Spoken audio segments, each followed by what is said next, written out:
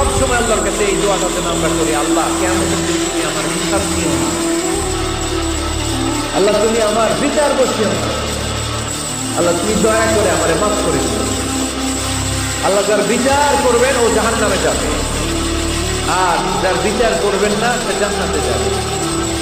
আল্লাহ যদি বিচার করে আর পাই টু পাই হিসাব নেয়, নামাজ পড়লি না কেন, রোজা রাখলি না কেন, মিথ্যা বললি কেন, খাদ্যে ভেজাল দিলি কেন, মাছে ফরমালিন দিলি কেন, যৌতুক খাইলি কেন, দুধ খাইলি কেন, উল্টা পাল্টা করলি কেন, জিনা করলি কেন, একটার পর একটা প্রশ্ন বানে যদি সেই ভয়ঙ্কর দিনে আল্লাহ আমাদেরকে জর্জরিত করে, আমাদের কোনো উত্তর আছে? সেদিন আমাদের বাঁচার কোনো উপায় আছে?